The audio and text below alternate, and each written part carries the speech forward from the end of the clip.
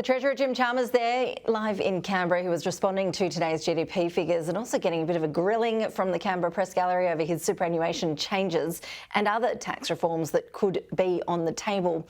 My colleague Tom Connell was listening along from Canberra. He joins us live now. Tom, we heard our colleague Kieran Gilbert asking a question there to the Treasurer about his plans for further tax reforms, perhaps targeting the family home. Jim Chalmers acknowledging that he should have really ruled that out when he had the opportunity in an interview earlier today, instead of essentially leaving it to the Prime Minister to have to clear up a short time later.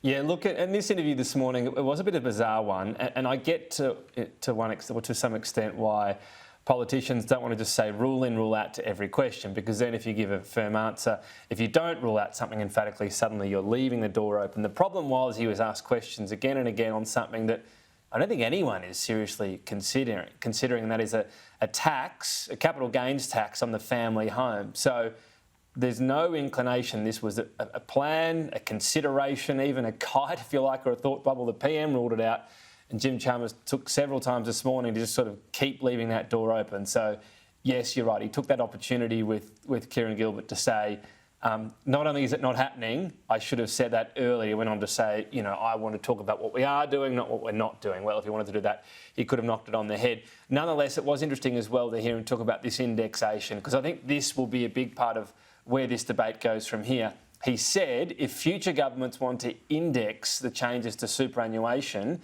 that is this new increased tax for balances of $3 million plus, they can pay for it.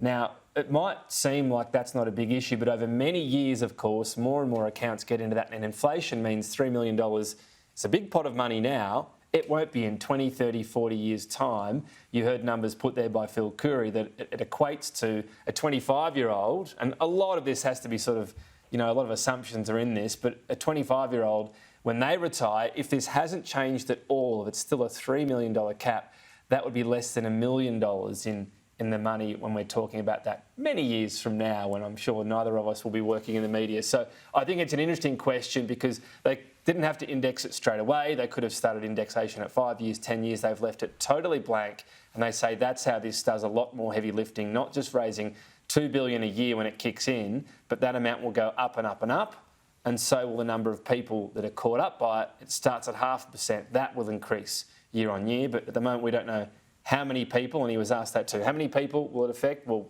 we don't have that figure at the moment. We'll update it when we need to, the Treasurer said.